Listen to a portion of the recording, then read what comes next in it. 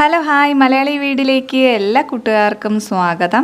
ഇന്നത്തെ വീഡിയോയിൽ ബ്രെഡ് വെച്ച് തയ്യാറാക്കി എടുക്കുന്ന ഒരു ബർഫിയുടെ റെസിപ്പിയാണ് കാണിക്കുന്നത്. വളരെ സിമ്പിളാണ് ഇത് തയ്യാറാക്കി എടുക്കാൻ, അതുപോലെ നല്ല ടേസ്റ്റി ആയിട്ടുള്ളൊരു സ്വീറ്റാണ്. അപ്പോൾ ഇതെങ്ങനെയാണ് തയ്യാറാക്കുന്നതെന്ന് നോക്കാം. ഇത് തയ്യാറാക്കാനായിട്ട് 5 ബ്രെഡാണ് എടുത്തിട്ടുള്ളത്. ഞാനിതിലേക്ക് മിൽക്ക് ബ്രെഡാണ് ചേർക്കുന്നത്. അപ്പോൾ നിങ്ങൾക്ക് ഇഷ്ടമുള്ള ബ്രെഡ് എടുക്കുക.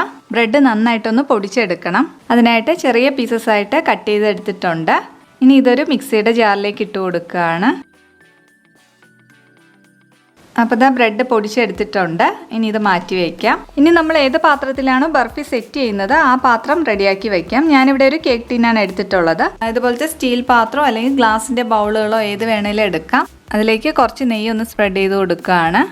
ഇതിൻ്റെ മേളിലായിട്ട് ബട്ടർ പേപ്പറും കൂടി വെച്ച് കൊടുക്കുന്നുണ്ട്. ഇനി ഇതിലേക്ക് നമുക്ക് ഇഷ്ടമുള്ള നട്ട്സ് ചേർത്ത് കൊടുക്കാം. ഞാനിതിലേക്ക് ബദാമാണ് ചേർക്കുന്നത്. ചെറുതായിട്ടൊന്ന് കട്ട് ചെയ്തെടുത്തിട്ടുണ്ട്. അത് ഇതിലേക്ക് ഇട്ട് കൊടുക്കാം. അപ്പോൾ ബർഫി സെറ്റ് ചെയ്യാനുള്ള പാത്രം റെഡി ആയിട്ടുണ്ട്. ഇനി ഇത് മാറ്റി വയ്ക്കാം. ഇനി ഈ ഒരു പാനിലേക്ക് 2 കപ്പ് പാല് ചേർത്ത് കൊടുക്കാം. ഹൈ ഫ്ലെയിമിൽ വെച്ച് കൊടുക്കാം. പാല് നല്ലപോലെ ഒന്ന് മിക്സ് ചെയ്ത് കൊടുക്കണം. അപ്പോൾ ഇതാ പാല് നന്നായിട്ട് തിളച്ച് വന്നിട്ടുണ്ട്. ഇനി ഹൈ ഫ്ലെയിമും മീഡിയം ഫ്ലെയിമും അഡ്ജസ്റ്റ് ചെയ്ത് റെഡിയാക്കി എടുത്താൽ മതി. ഇത് കണ്ടിന്യൂസ് ആയിട്ട് തന്നെ ഇളക്കി കൊടുക്കുക. അപ്പോൾ സൈഡിലായിട്ട് ഈ പാട കെട്ടി വരുന്നത് ഈ പാലിലേക്ക് തന്നെ ഇതുപോലെ ഇട്ട് കൊടുക്കുക. കൂടി ചേർത്തൊന്ന് മിക്സ് ചെയ്തെടുക്കുമ്പോൾ പാല് നല്ല കൊഴുപ്പായിട്ട് കിട്ടും.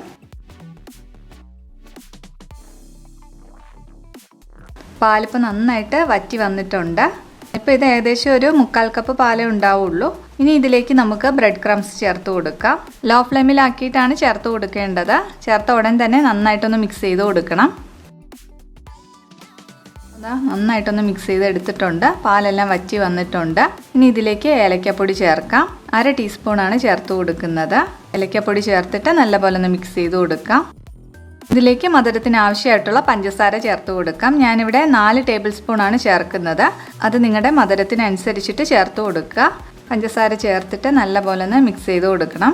പഞ്ചസാരയെല്ലാം നല്ലപോലെ ഒന്ന് മെൽറ്റായി ഒന്നുകൂടി ഒന്ന് തിക്കായി വരണം. അപ്പോൾ ആ പഞ്ചസാര എല്ലാം മെൽറ്റായി വന്നിട്ടുണ്ട്. അപ്പോൾ ഇത് കുറച്ചുകൂടി ഒന്ന് കട്ടിയാവാനുണ്ട്. അപ്പോൾ കണ്ടിന്യൂസ് ആയിട്ട് തന്നെ ഇളക്കി കൊടുക്കാം. ഈ ഒരു കണക്കിന് കിട്ടിക്കഴിഞ്ഞാൽ ഇനി ഇതിലേക്ക് നെയ്യ് ചേർത്ത് കൊടുക്കാം.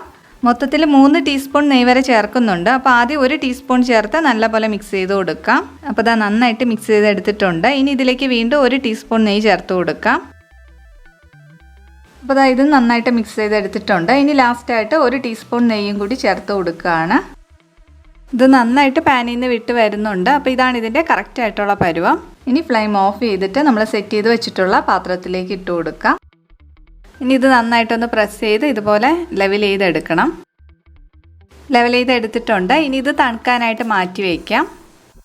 അപ്പോൾ ഇതാ ബർഫി നല്ലപോലെ തണുത്ത് കിട്ടിയിട്ടുണ്ട്. നന്നായിട്ട് സെറ്റായി കിട്ടിയിട്ടുണ്ട്. ഇതിൻ്റെ ബട്ടർ പേപ്പർ എല്ലാം എടുത്ത് മാറ്റാം. ഇനി ഇത് ചെറിയ പീസസ് ആയിട്ടൊന്ന് കട്ട് ചെയ്തെടുക്കാം. നല്ല സോഫ്റ്റ് ആയിട്ടുള്ള നല്ല ടേസ്റ്റി ആയിട്ടുള്ള ഒരു സ്വീറ്റാണ്. എല്ലാവരും തീർച്ചയായിട്ടും ട്രൈ ചെയ്ത് നോക്കുക. വളരെ കുറച്ച് ഇൻഗ്രീഡിയൻസ് മാത്രമേ ഇതിലേക്ക് ചേർത്തിട്ടുള്ളൂ. അപ്പോൾ വളരെ ഈസി ആയിട്ട് ചെയ്തെടുക്കാൻ പറ്റുന്ന സ്വീറ്റാണ്.